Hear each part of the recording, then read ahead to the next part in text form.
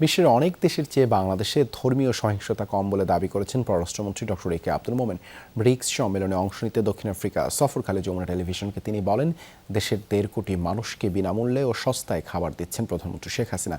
পররাষ্ট্রমন্ত্রী জানান, দক্ষিণ আফ্রিকায় শিগগিরই পাসপোর্ট সেবা চালু করবে বাংলাদেশ।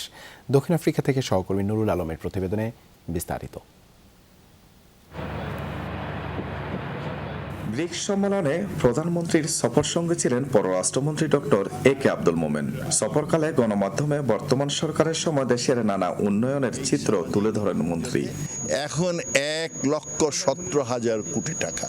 পররাষ্ট্রমন্ত্রী বলেন, কোভিড এবং রাশিয়া ইউক্রেন যুদ্ধের কারণে কষ্টে আছে দরিদ্র জনগোষ্ঠী। এই কষ্ট লাঘবে 50 লাখ মানুষকে বিনামূল্যে এবং 1 কোটি মানুষকে সস্তায় খাবার সরবরাহ করছে সরকার। মাননীয় প্রধানমন্ত্রী তিনি তো মানবিক, সেই জন্যে 50,000 পরিবারকে বিনা পয়সায় এসেনশিয়াল খাবার দিচ্ছেন।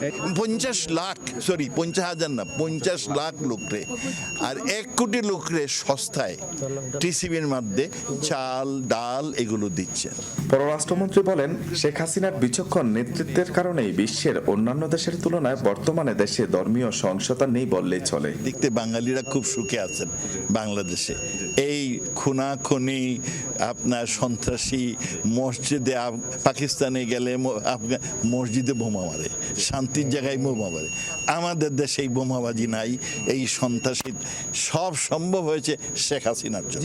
দক্ষিণ আফ্রিকা প্রতিনিয়তই ঘুম, খুন এবং ডাকাতের হামলার শিকার হচ্ছেন বাংলাদেশিরা। এই সংকট নিরসনে দ্বিপাক্ষিক উদ্যোগ নেওয়ার চেষ্টা চলছে বলে জানান মন্ত্রী। দুইবার ওদেশের পররাষ্ট্রমন্ত্রীর সাথে আলাপ করেছি, আমরা এটা সবসময় আলোচনা করি।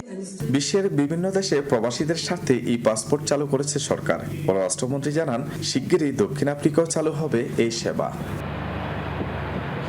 নুরুল আলম, যমুনা নিউজ, দক্ষিণ আফ্রিকা।